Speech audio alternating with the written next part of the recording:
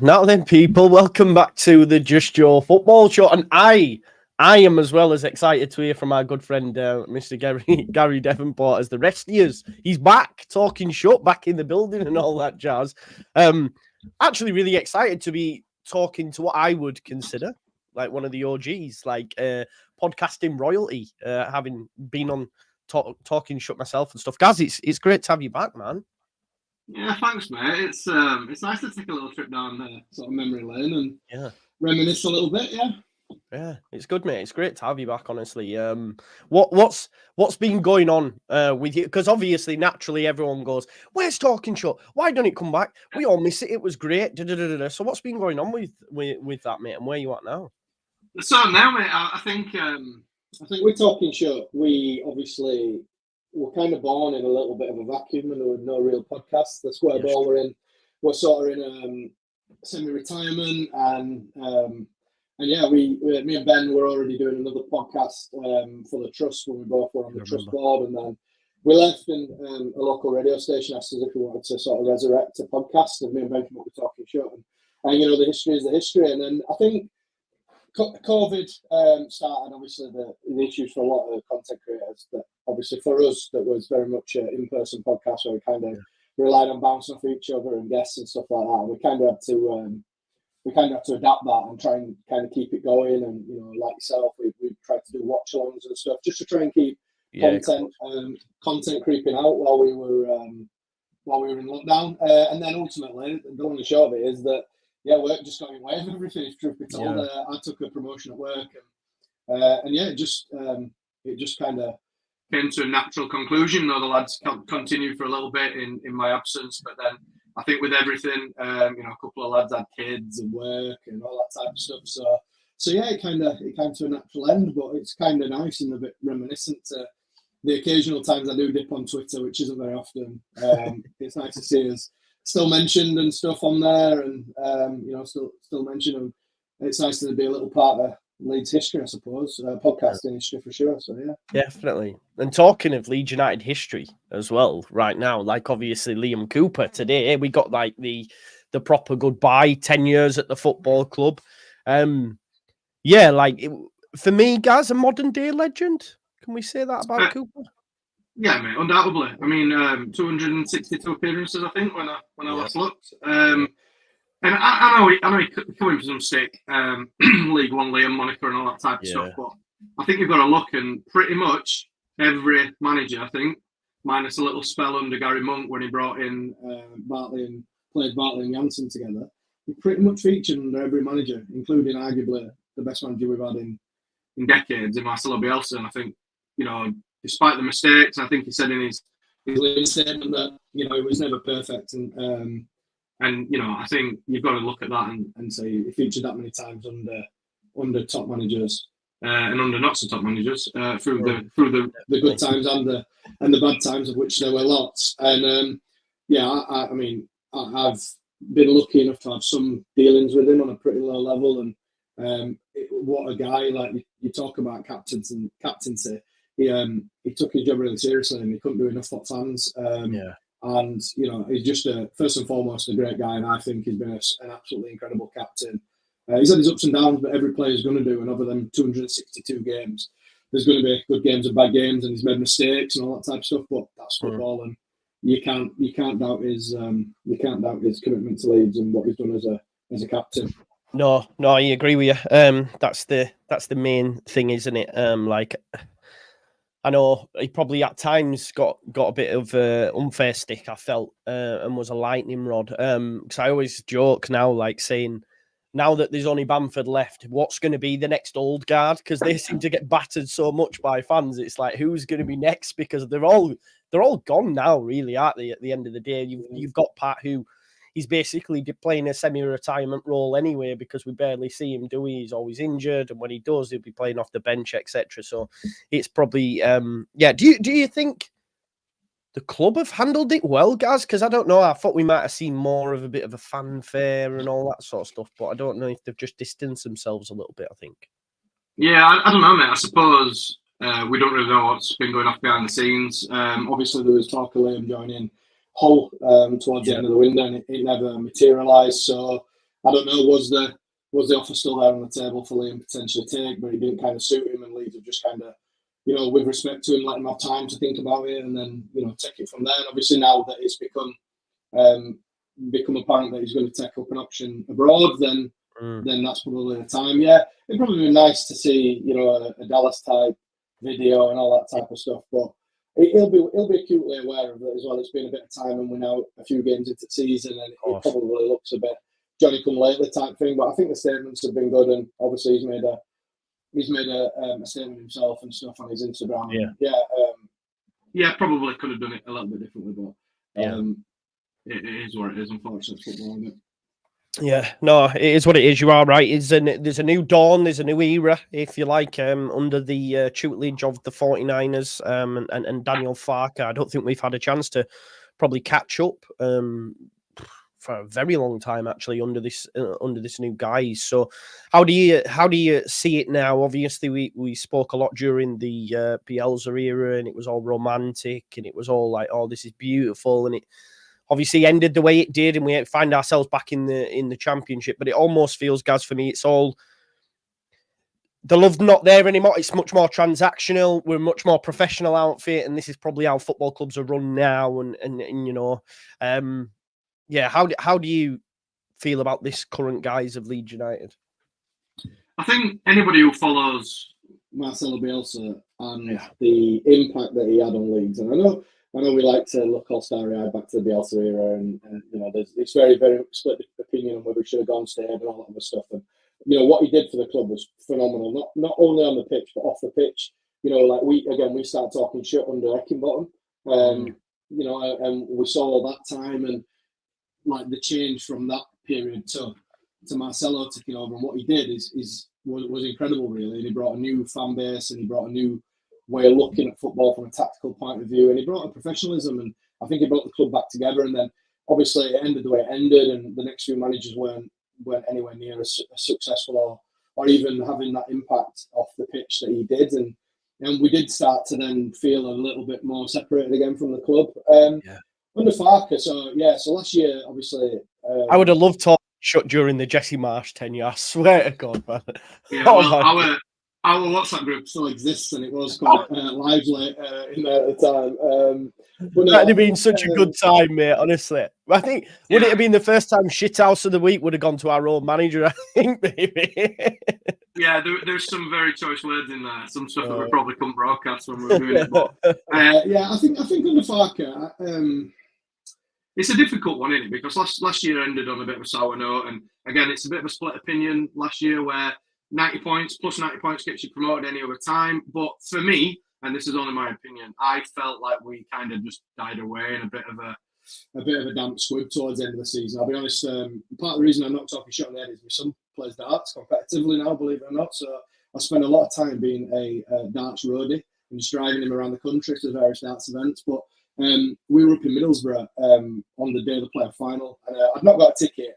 But we drove back down to home to watch it, and I said to him on the way down, I said, "Look, I don't see us getting anything from this." And so after the first 10 minutes where we looked all right, I still didn't see us getting anything from it, if truth be told, and it felt like just a matter of time. And you look at that then and you go, right, okay, so we've got to improve, and then obviously we've had the players go out and stuff. And I think putting all that to one side and looking sort of this season, I think Farke has done a reasonably good job of stopping it becoming too toxic in terms of Pompey.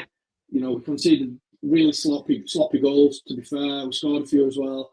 And then obviously we had the Borough debacle in the Cup, when he played a sort of second string team, if you like. But that's no excuse. He should have still performed better than they did. Yeah. But then I thought that now we're looking at it with slight, hindsight, I thought that the performance at West Brom probably now goes down later on in the season as quite a good idea to just reset it, keep a clean sheet. We didn't even look to be expansive, did we? We just looked to not concede and just kind of stop. Stem the bleeding. I was like, he's just said, right, just don't concede, man, because we've gone from so many clean sheets to then 6 goals in 2 games. It was like, wow, Yeah, and that brings the undoubted then people trying to look at reasons why and road on, all that type of stuff. And I think since then though, I think West Brom, I think we've seen some different stuff from Farke, although although quite delicate changes in terms of his tactics. I think that the signings we've made in Mana Solomon and Laji Ramazani, and certainly Ayo Tanaka, which I think is surely becoming my favourite player. I've played 10 minutes. I just think that the sensible signings, we missed out on the 10. I mean, you were texting during transfer deadline day. The 10 would have been the sort of dream finish, but then you see Willie playing in the 10 last night for Italy and assisting, and you've seen he's been quite effective. I think Solomon played there during international duty as well, you know. I think he's Firpo plays up top, doesn't he? So, do you know what I mean? Yeah, I think that three behind Joseph has potential to be quite fluid. I mean, I'm not too keen on Firpo and Vogel being quite as fluid. I was at the whole game sat in the cop and I was like, get back on your side. What are you doing? And even Vogel's looking over to go 3 times. It's like, should we swap back now? But obviously, Firpo's the new Stuart Dell's Swiss Army knife who just decides where to play. But no, long way to go, long season.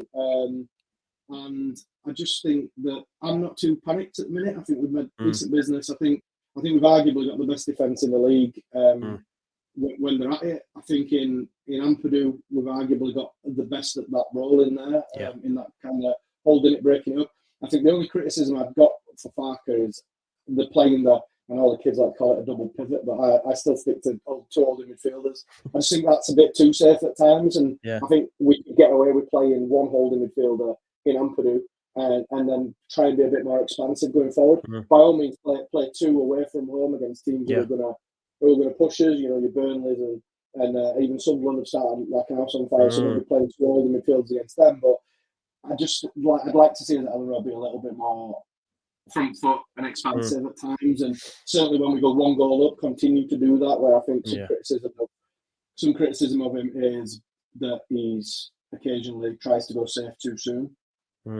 No, I hear you, and I think maybe the introduction of our Tanaka that allows that, doesn't it? Maybe if he's going to play in replace of Gruev, you'd imagine maybe that's what the long-term future is for Leeds United. But in terms of August, Gary, obviously just sort of like review where we're at now.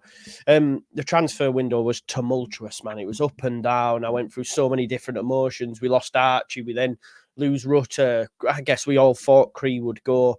I think it's so like ironic that Willie's the only one that stayed after trying to push through a move last summer, and rightly gets his new deal and whatnot, a bit more parity with his teammates. I think it's fair enough. But how did you see the transfer window? I know we touched just briefly on not getting a 10 and stuff, but what a journey it was. Like, in terms of, for me, the communication from those higher up at the club.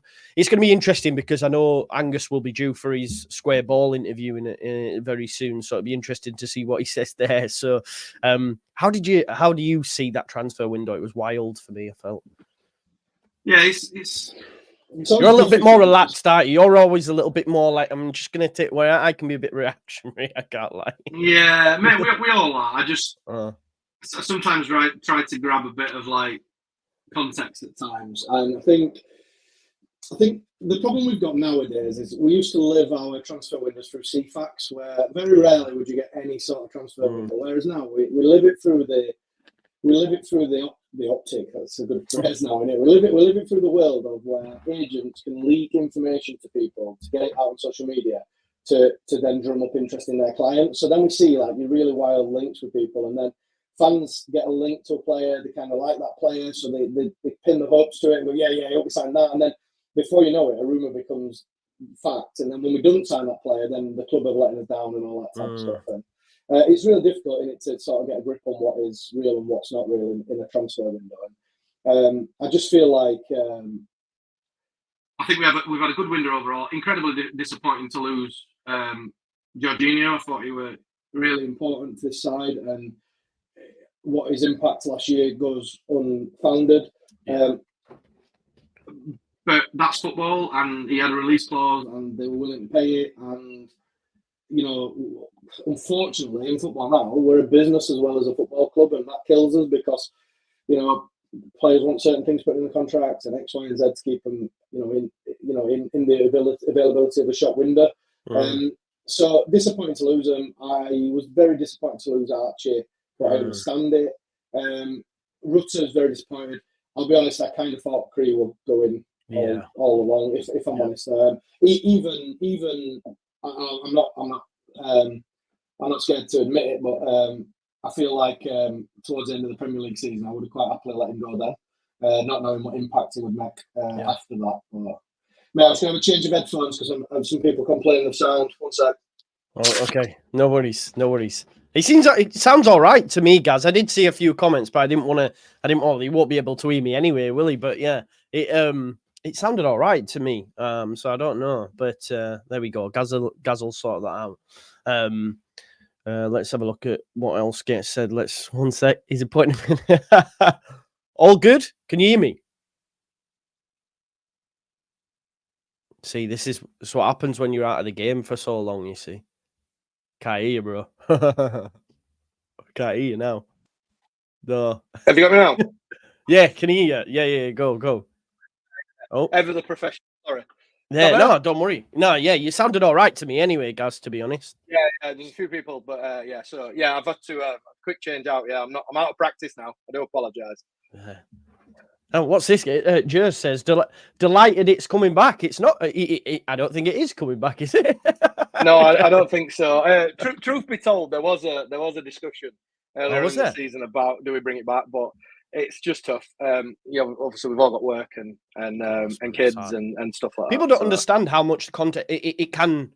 It's so. It can be demanding. I mean, look, I can't lie to you. These few days, I've had so many messages, like people reaching out. I'm like, fucking hell, it's only been 3 days, relax. But it's oh my God, where are you? Which I do appreciate, but at the same time, I was like, fucking hell, can I not just chill? But that's it, man. It's not that, is it? You know yourself. It's managing your social media and it's keeping interactions and all that. And I think some people, certainly some quarters when we were doing Talking Shutt, kind of saw us as like, I think it's Begs on Twitter and stuff. But to be honest, it was all about just trying to keep your product in people's minds and keep it kind of going and stuff. So, but yeah, it's tough. And obviously, demanding, Luke's having demanding but good for the moolah. We never took a penny out of Talking Shutt. Never took a penny. In fact, you was with us, Joe. The only time we had any expenditure, we had 50 quid to Bradley Lowry at the podcast awards, if you remember. I do remember that. Just saying, but anyway, so we digress. Yeah. But no, mate, before my headphones cut out, the transfer window is difficult through the world of Twitter, X, whatever you want to call it now. But now, listen, I think we've come out a stronger team than we were after losing Rutter and Cree. We might not, and Archie, we might not have that sort of one flair player, but I think as a side, I feel like we're a more balanced and arguably stronger team. Yeah, I would say so as well. And I got hammered for saying that at the start of the window, but I did think we might have kept a few more. You know, I thought we might have kept Rutter and stuff when I made that claim. But I even still now, having seen what we've lost, go, do you know what? There is much more off the bench, than we had last season. You know, and Farke has a squad now that he'll trust. I mean, we can say what we want about maybe they didn't get given enough opportunities with the likes of Creswell or even Anthony on loan, but for whatever reason, the manager didn't fancy them. Whereas this current crop, he fancies. Do you know what I mean? So I think it's now like baton back over to Farke in a sense, innit? Like you can't. I even think him maybe coming out and saying, well, I still didn't get a 10, and I'm a big backer of Farke. I still think, but you've still got more than enough. So this team now, for me, it needs to go up this time, doesn't it, Gaz? I think. Yeah, mate. It's now's the time really for all the talking, all that to be put to bed. And Farke's got to prove his worth now. He's got to show us that he was that manager who romped it with Norwich and then got them promoted. He's got to show that now. There's no excuses. We can sit and we can moan about a 10 for the next however long until January, but the reality is, I think with this side that we've got enough to be very competitive towards the top end of the league. And a few people saying, "Oh, let's not get excited" and stuff.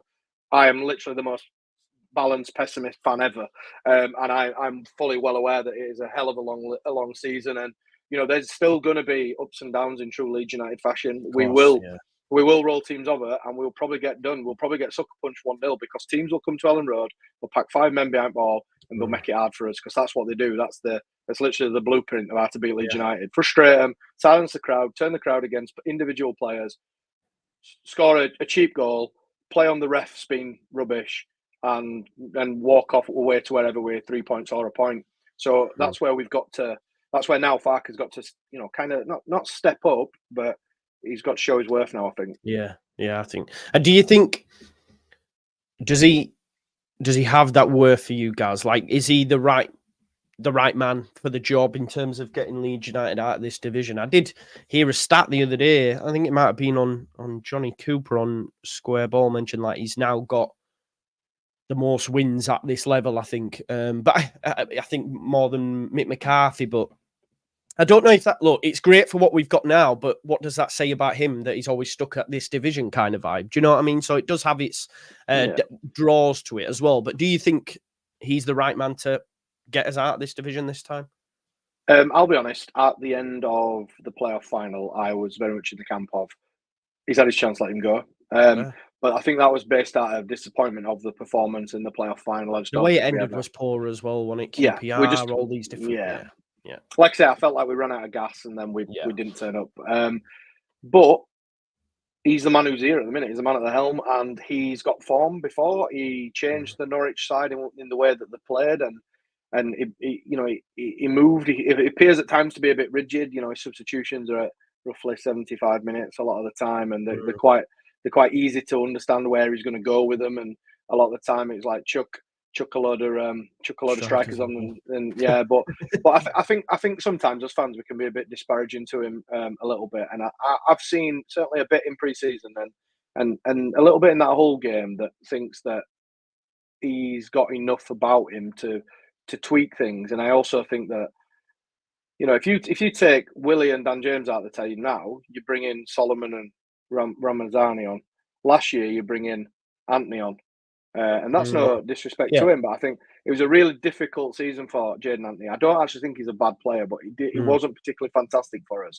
But they are still humans, and he had a terrible time in losing his mum and stuff. And I get it. We're all still human, but I just think that we've got a little bit more this year, and I think with Tanaka, then we've got potential to be a little bit more forward thinking. I think the only criticism I've got at the minute is we need to take chances. We need to take chances. We can't be like for Hull for the first 10 minutes. We looked like we could score tons, and we did it against Portsmouth. And then we kind of dropped off a little bit. We let them back into the game, and then half time come and we sorted ourselves out. They're the worrying bits for me, where we drop off the game, the team score, and then in Talking Shutt for him, shit houses. So they're the bits, but he'll be aware of this. He's not a mug. He's been around football a long time. I think we can talk about who we should have, and we want David Moyes and all this type of stuff. Reality is we've got who we've got for the minute, and we're just going to have to deal with it. Yeah, definitely. I was never on this David Moyes hype train that I've seen some people trying to push the agenda and all that sort of stuff. But hey ho, I think he's the right man to get us out of the division. And then I just think as well, when we're talking about it being a little bit more transactional, a little bit more professional, I think the leash he gets in the Premier League is very short, just because of his history in that division as well. And of course, we can say Norwich never spent and all that sort of stuff. But if after 10 games, maybe even that's too much, we're not getting results and we're still in the bottom 3, the club will go, do you know what? You've done it at this level and it's going the same way, so we're going to bring someone else in. So I think they will be pretty ruthless when it comes to that stuff. But I do think they were right this time in maybe giving him that second opportunity, because 90 points normally gets you up. People always wind me up, guys, but I just have to pick up the 90-point trophy because that's what they always say to me, like it's a bad thing. I get hammered, but yeah, I do like him. Who going into like in the future, obviously, like you mentioned, if we look at August last season, we needed a better start. We got that, right? Okay, Portsmouth, for me, felt a little bit deja vu to the previous season. I was like, I'm seeing the same things here. Borough was brutal, and then we've got 2 wins on the spin, 3 clean sheets on the spin, all that sort of stuff. So we've had a much better start. Who do you look at from like the team's perspective when we don't have a Somerville, when we don't have a Rutter that's going to be that real key player in this team, because I really like the signing of Solomon. Of course, in the back of his mind, we go, what if he has some injury? You know, you just never know. But Mateo Joseph, he started well as well. Yeah. I think you can't look past Solomon. I went to the whole game and his movement and the fact he doesn't turn the ball over straight away. I was looking at it and going, doesn't lose a ball. Occasionally went backwards. There were a few times in the second half when he started getting tired where I was a little bit like, come on, I want to see you being a bit more positive, played a bit safe. The one time he was positive, gets to the byline, cuts back, and Joseph scores. So, and I think with Solomon, you'll get more and more as he gets match fit, and we can hopefully touchwood keep him fit. You'll probably even get even more from him at that point. So you've got to look at him straight away. He's probably arguably too good for this league. I know that's a bit of a phrase. Like if he was fit, we'd have never got him, would we, Gaz? Let's be honest. That's the reality of it. No. I think after that, somebody's mentioned in the comment, I think Dan James is quite important at this level, if I'm honest. I criminally underappreciate him, you know. I say, he's rubbish, so yeah. If he comes, you know, even he might not start every week, but you know, as a very poor defender back in the day, when you're blowing out your backside because you've chased a player like Laji Ramazani around, not that I played against many players like him, but when you're blowing and they bring somebody on who's just got electric pace, all you want to do is kick him because you don't want to chase them. So it's one of the two options: kick them or chase them. And I just think he's got a good chance to be impactful. I still don't think we, as much as this will pain people, I still don't think we see the end of Pirro, if I'm honest, and Pat. You know, I think Matteo's had an unbelievable start to the season. I think his movement is phenomenal. His hold-up play is really good for a young boy against big players. He's clever enough to know not to play on players. I've noticed that as well. When we played against West Brom, and there's obviously two ginormous centre halves there in Ajayi and Bartley. He was sensible enough to try and come off them and play in behind and short and things like that.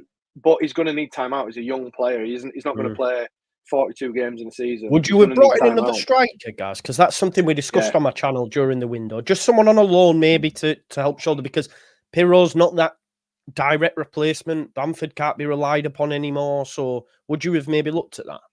Yeah, I would. But the kicker to that is, who do you bring in? This is the problem. I think Angus has alluded to it in some meeting with the SAB, I think, about, you know, the Premier League's a massive draw and people want to play in the Premier League. And you know, it's going to be difficult to bring a striker in who could have an impact, for me, to a Championship side who are expected to win promotion and say to them, "You're not going to play. You're gonna be behind this 20-year-old lad." And then there's Pat Bamford at side as well, where they might get an offer from an Ipswich, an Everton, people like that. Like, oh, you know, go there, I'll sit on bench, and I might score a few goals in the Premier League, which then gets me another move. So it's really difficult. I would have done. I just think that this season in particular, we're going to need the squad. So we're going to need what we saw against Hull, where, you know, Pirro comes on for Joseph, who's grafted his nuts off, and no, he didn't come on for Joseph, did he? Whoever he came on for, I can't remember. No, he came on. Yeah. He had them both on. But but he goes through and scores that goal. Yeah, because it was Joseph who set him up, or Farke who set him up. I can't remember. Anyway, we're going to need the squad, and I think this season needs to be more about the squad than individuals, because we saw last year when Rutter were a bit off it and when Cree were a bit off it, we were a bit toothless at times. And I think this year it's more important that we have a team, and we've got players who are chipping in. And I think goals from midfield is mega important this year. If Tanaka? You pronounce it Ow. Yeah. So if Al can chip in, and interestingly, Rothwell came on roughly in the 10 against Hull when they brought Rothwell. I know game's dead and there's 10 minutes left, but he played him in the 10, and I think he could probably chip in with 5. So if you get Owen and Rothwell chipping in between 5 and 10 goals each, maybe, or 5 each, then you know, that eases the burden a little bit on the wide players and on the strikers, because, you know, it's like in this league, teams will twig on. They'll double up on Solomon. They'll know that if they kick Joseph, you might get fed up a bit, all that type of stuff. And I just think we need the team, to be fair. Yeah, no, you bang on, because ultimately that's what sort of happened to Somerville, didn't it? Towards the end, he was largely ineffective at times. I mean, so much so that Farke brought him off in the playoff final. But again, I still wouldn't have made that decision, because if anyone's going to make something happen, it was him, weren't it? So that was a bit of a wild decision, actually. But yeah, I do think there's more than enough. I just checked when you were talking on Solomon. He played all but 10 minutes of the 2 international games. So I think he played a full 90 against Italy, and the other one he got brought off on the 80th minute. So I don't know if that's a good thing or a bad thing, because I'm like, oh, well, he's played a lot of football. He's getting match sharpness, but ideally we want him, we want him ready for us. So I think the other thing with that, Joe, is like, they play a lot of football, get a lot of match chance. Like, we've got arguably some of the best recovery type stuff in the club now, where these players can get back. And the beauty as well of Solomon, we've just discussed it now. If he comes in and he's a bit jaded from his international break, there's no over reliance on him to play them 90 minutes. Whereas if you look at had Rutter and had Cree been playing international football while they've been with us, suddenly they need to go back into the side on the Saturday, because they were so vital to the way we play. Whereas now we've got a team. I feel. And again, I might be completely wrong. We might, we might end up relying on them, but I don't think you can. Like we're balanced. From Ampadu forward, and maybe Joseph, there is a conversation to be had in who goes in them positions. Whereas last season it was very much Somerville right, Rutter 10, and then probably Nonto towards back end at season. Whereas now, genuinely, you go, okay, who would make that 3 behind Joseph? Because you've got Aronson. Let's talk about Aronson actually, because obviously they were known as the deserters. Obviously, they all jumped ship and all that sort of stuff. Then they come back, and football's a fickle game, etc. What have you made to his start to the season? I felt he could do it at this level, because it is a massive drop down. The Premier League's a totally different kettle of fish. But, as was made another point, I think Johnny Cooper mentioned it, he scored all his goals in August. So is this an early season shine that we get from Aronson, and then he just slowly tails off? Or can he maintain the levels? Or has he even set levels for you? Because I think he's done all right. Yeah, I think he's done all right. My beef, criticism of Aronson weren't the fact that he deserted. It was the fact he was largely rubbish in Premier League. He was a bit naive. He played for fouls a lot, as opposed to getting on with the game, and he was very lightweight, and teams twigged onto that when he played. And obviously at the time we played penis ball, so everything was through the middle, and it was just easy to play against. It was easy to defend against. It was just easy. So I kind of, as much as it hurts me, because I'm a football fan and I'm fickle like everybody else, I kind of understand why they go and play like they go on loan. They take that opportunity. Champions League. Guys, come on. I know, mate, but stay in the EFL or go to Champions League. I'm like, okay. Exactly. So anyway, but you've got to put that behind him. He's a footballer first and foremost. But then, I think he's done all right, if I'm honest. He's held it a lot better this time. His passing's good between the lines, and we need that this year. We need to not be one-dimensional and playing out wide, overly rely on the wide players.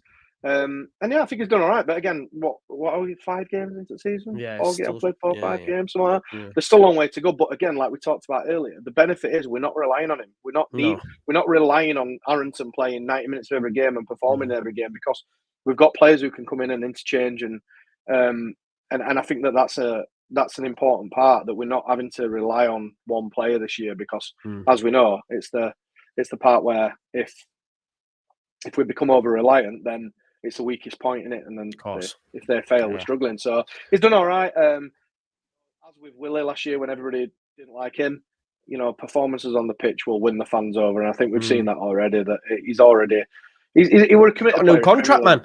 He was like, I'm done, and now he's got a new contract a year later. It's mad. And the thing is, though, that for me, Joe, that shows a clever, well-run football club.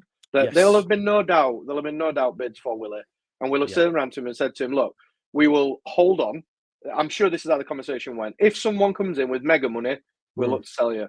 If not, if you're still here come the window, we'll renew your contract, and we'll put you on parity with everybody else, because I'm led to believe that he weren't on that much money. No, I think he might have been on like between 6 to 8. Yeah, a few grand, like not crazy, man. Not crazy. Yeah. Definitely not.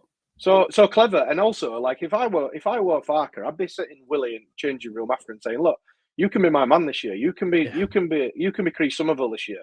And I build him up and put him on a pedestal. The only criticism I've got of Willie is sometimes I wish he'd just concentrate on the game, as opposed to as opposed to sometimes getting in the ref's ear. But he's a young boy. He's you know, he'll learn that, I think, as time comes. Yeah, I think so. Because if you do that on a regular basis, your cards are marked then, aren't you, from a referee's perspective? Because they all talk and stuff, those that do the round. So they'll be like, oh, he's bitching and moaning again, right? You shut up, get out of my face kind of vibe. But also as players, mate, you know, you've played, Joe, I've played. I used to know you can wind people up. Like, I made a very poor career out of just winding people up because I was a limited footballer. So I knew if I got into the heads of the good footballers, I might be able to put them off the game and buy myself some time. So, you know, that's how it goes. Right, 100%. Here's a good question for you, actually, Gaz, from Russ. Big up to Russ. He says, from your Talking Shutt days, who was the best guest you ever had on the podcast? Oh, so we were really lucky that we had some massive guests on. You got some footballers on, didn't you? Andy Hughes, David Jamie Shack, Adam Forshaw. We had tons. Angus Kinnear a couple of times. We were really lucky that we got some big guests. I think my favourite was David Prutton, simply because you know, Joe, you've interviewed people before. Sometimes it can be a bit difficult. You don't not that level, not to that level, haven't you? You're the biggest one I've drawn in, mate. But sometimes you don't know people. You don't know much about them. They're a bit guarded about you. They don't really know much about you. They don't know if you're going to throw them under the bus. They don't know if you're not. So, like, when we had Angus on a few times, we had to almost off camera go, right, what can we talk about? What's off limits? All that type of stuff. And to be fair, Angus always said to us, you can ask whatever you want. Whether I answer it or not is another thing entirely, which is fair. But like Prutz, because obviously he worked in media, he came and took over, essentially. He came and podcasted us, which were great because it became that two-way conversation, and we're talking Shutt. That's all we ever wanted. And sometimes, I know to the like people listening, it might have felt like it were just me constantly chipping in, but that was to try and keep it going. And sometimes you get players or guests or whoever who would just one word answer you. Yeah, so you go like, who are your favourite player? Tony about. Conversation. They're like, shit, I need to work something else here now. Try and, work an angle if you like. 100%. So Prutz was my favourite as the kind of co-host, if you like, because he did it for us. But we had some really good ones, some mega insightful ones. Adam Forshaw were brilliant. To be fair to him, he came and he was candid as well, and he knew he got a bit of stick from the fans and stuff, but he didn't shy away from it. He was brilliant and came. We had Liam Harrison on. He was one of our first guests, and shout out to Liam. He's just literally retired this weekend from Muay Thai. He was fantastic as well. Just came like a normal guy, no airs and graces. We had Mark Jackson on, obviously ex Leeds and now doing well at on the Gold Coast at Central Coast Mariners. And we were really lucky. And I said it all along that the guests we had on Talking Shutt were not for me. They're just people to me. But it was good for my son at the time, who was quite young and a big Leeds fan, to kind of share this experience with us and meet some of these players. And that for me, that was the biggest thing. And that people enjoyed it. And we learned along the way. But I think, Prutz was my favourite. Andy Hughes was always great value because he'd come and drop some knowledge in there as well. And listen, every guest we had were fantastic. We never had a bad guest. They all had plenty of time for us, and they gave up their time to come, and we were internally grateful that they did. I'm surprised you didn't say me, mate, but I'll let you off. Oh, mate, you were definitely a close second. My favourite, though, actually, my favourite story, sorry, I kind of hijacked it, but it's quite all right. Is we got asked by the Trust to do a live podcast at the Centenary exhibition. I don't know if you came, Joe, but I remember. And we kind of got given the remit of it. Had to be around the promotion season from League One. So we had about a week going into the podcast. I had Simon Grayson, Ben Parker, and Jim Bain Beckford lined up to be the three guests. And I was like, brilliant. They were literally in and amongst it. Fantastic. And truth be told, absolutely shitting myself about doing a live podcast. I mean, doing this is totally different to holding a microphone in front of 30, 40 people. And then anyway, a couple of them fell through for one reason or another. I think Simon was at a club he was at the time, and they got summoned by the owners somewhere for a conversation, and Jermaine couldn't make it. So, like, last minute, I'm like ratting around trying to get some guests. I'm thinking this is going to be a massive damp squib. Anyway, I bumped into one of the lads at work who played under Eddie Gray at Leeds as a young lad, and I'm like, mate, it's all falling through. Like, do you want to come and be a guest? And he's like, oh, mate, I'll give Eddie a ring. And I was like, all right, mate, sound. Yeah, I totally forgot about it. the morning of the podcast, I'm out walking my dog and my phone rings, a number. I was like, picked it up, just Eddie Grant other end. He's like, Gary, it's Eddie. I was like, oh, hello, Eddie. He's like, where do I need to be tonight? I was like, mate, if you could be at the Merrion at about 7, that'd be amazing. He's like, yeah, I'll see you there. I just hung up. And I was like, wow. I just wandered along for a bit going, Eddie Grace just rang me randomly on my phone and said, yeah, I'll be there. And the thing is, that's the measure of people. And, you know, they were brilliant. All the guests were fantastic. Couldn't do enough for us. And yeah, it were great times. Yeah, it's good. It's good. I remember coming down when you were above the subway where the radio station was, wasn't it? Yeah. So, and then you went and worked with Josh for a bit, right? Josh Gudgeon? Yeah, I went over to Get Your Media with Josh. So, check Josh out. Josh has gone from strength to strength. Oh, I've seen it, man. The Beards Meets Food podcast and all that sort of Beard Meets Food, huge, and he's done some stuff with an MMA production. So, he's Josh is flying. But, again, Josh were great. And, it's sometimes hard not to get all starry-eyed about how much we enjoyed it. And, you know, we got to go to the awards ceremony with you guys, and we got nominated twice and stuff. And, and you went and accepted an award for another podcast just out of bants. That was one of the funniest things I've ever seen. You know, every single one of them lads could have not fuck up. Like, what was that? And then, if you remember, I had about 3 Derby fans wanting to kill me because I had a banner that just said "fuck Derby" on it, and it was good. It was a good night, wasn't it? Yeah. I remember just looking across that station. What the fuck am I doing? Because if one of these lads just goes, "Get the fuck out of here!" Yeah, mate. Another one from that night as well, and it's one of them extra like tag-ons is. I got to know some of the lads from Under the Cosh, and they're huge now. They just had Big Sam on, and we were stood down. Obviously, we're free Carlin, if you remember. Yeah, so we had a few beers, and I was stood with one of the lads from Under the Cosh, and he went, "Not really. Should be here, or should we?" I was like, "No, we don't really fit into like the influencer type bit." And he said, "Fancy a wrestle?" If you want to wrestle, we'll have a wrestle. So me and one of the lads from Under the Cosh just had a wrestle, just middle of an awards ceremony. Just on crack. So good lads. Them, you know, Brownie and Farke. They just had time for you, didn't they? They were really good. They were really good. And like you say, I listen to the Friday Club every Friday, man. It has me in stitches, man.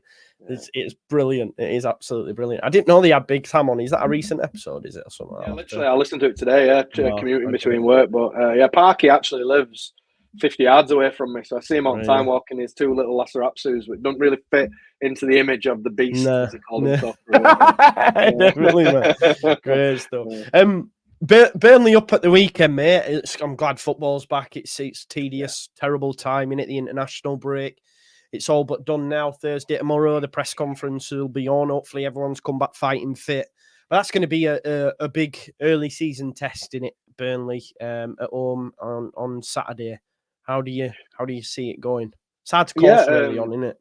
Yeah, it'll be a tough game. It'll be interesting to see what they look like after the transfer window themselves, because they've obviously done a bit of business. We'll see the return of Jadon Anthony. Obviously, he's been featuring a little bit for them.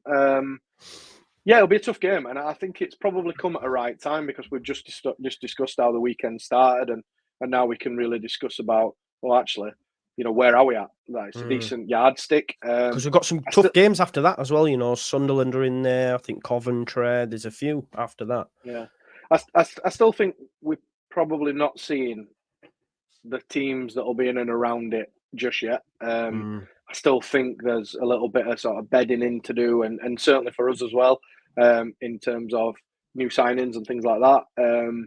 So yeah, I don't know. I think ultimately for me, a good performance, don't get beat. And move on from there, really.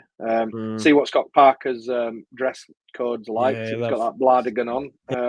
Mate, I don't know what it's on, but he always mixes it up, doesn't he? I don't know what you can call it. Yeah. But I think Vuba's missing, isn't he? I think he's picked up an injury on international. International? Yeah, he's picked up another one, I think. But after that, I think everybody seems to have come through all right. I've not seen anything to suggest otherwise. Good stuff. So we'll have to wait and see. Yeah, hopefully.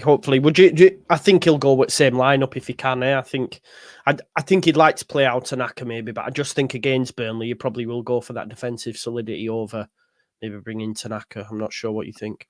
Yeah, no, I agree, mate. I totally agree. I think it'd be a sensible choice. Plus, you know, Al is new. Gruev and Ampadu played really well together. And if truth be told, I think it'd be a bit harsh on Gruev anyway. I think he's had a great start to the season. He's not your he'll not cut defenses up with passes and stuff like that. But I think what he does is he does really well. His movement's good. He covers the fullbacks really well. I think Bogle will benefit from another couple of weeks, just in and around it kind of thing. And I think we've started to see him a little bit better defensively in terms of how he's managed one-on-one situations. Going forward, it's not in doubt. Obviously, Firpo's had a great start to the season. They've both got Schmidt breathing down the neck now, and he's another Swiss Army knife who plays all over the place. So he could pop up anywhere. Him and Firpo up front as a two. But no, I think we'll have to wait and see, mate, and see what he has to say in the presser and see if anybody else come back with or not. But off the back of a clean sheet, Rodon and Ampadu obviously being away with Wales, and Darlow making his first senior international start at 33. So I think they'll come back into training feeling, happy and ready to go for Burnley, and I just hope we put a good performance in, and I'm sure that the atmosphere will be electric again. And I think we could win. To be fair, Joe, if truth be told, I think we could win. To be fair, I do as well, mate. To be honest, I'm quite confident about how the August finished, the shape that we're in, the performances we're putting in, the 2-0s, quite comfortable, looking all right at times. I think we're yet to even get out of second gear yet, and when we do, I think we could definitely start to run away. And I do think that, but I think that all the time, so that's probably not a good sign, that, to be honest. But yeah, I think we should have enough. We should. Is there anything else you want to touch on, Gaz, before we depart? No, mate, not for me, really. Just a massive thanks for having me on, mate. It's nice to kind of reflect a little bit and be back out, and nice to see some comments for Talking Shutt. So I'll have to do it again. Lads. Yeah, mate, we'll have to do it again. Maybe a more regular thing. We'll see. Yeah, exactly. Everyone should flood the comments with that, so we can convince Gary to step back in and get him back involved. The OGs, something along those lines, anyway. But yeah, listen, everyone, thank you for watching. Thanks, Gaz, for coming on as well. It was nice to chat. And look, normal service will resume tomorrow with the press conference. We'll get into that. We'll start doing previews and stuff. But it's been great to, like Dominic says, great to see Gaz again. And then Rush just says, Carl Shutt is my auntie's cousin. There you go. There you go. You should have reached out and got him on the. Did you ever try? Yes. Right. So we did. So you know that he's a travel agent now. Okay. Been a travel agent for some time in Meadowhall, and we contacted his shop and said, "Look, we've created a podcast, and it's called Talking Shutt, and we literally have Carl's face, the commentary from Carl scoring against in the new camp. Like, do you want to come on?" And they were like, "No, literally, no, I don't want to come on." And then I went in with my son to the actual travel agents, and I was like, "That's Carl Shutt, Judd." And Judd was like, "Is it?" I was like, "Yeah, he's knocking holidays out to Cyprus now instead of coming on our podcast." So I did reach out to him, and we tried everything as well. We contacted his son, we tried everything, but he just weren't interested, which is absolutely fine. Mate, just one bit that like it always makes me laugh is people used to, because obviously you get the haters, people always go, "Hey, talking shit." But what people don't realise is that it was like a double-ended wind-up where we knew that that's what we were going to get, and that's kind of what we were kind of alluding to, that talking shit. Essentially, that's all we ever tried to be. We never tried to be anything more than that. Yeah, no, exactly. It was good, man. No, it was a good pod that I listened to regularly as well. To be fair, it was definitely part of the staple. Right. Well, folks, I think we'll leave it there. Listen, smash a like on the video, subscribe to the channel, get your comments in, hit that notification bell, and we'll see you later.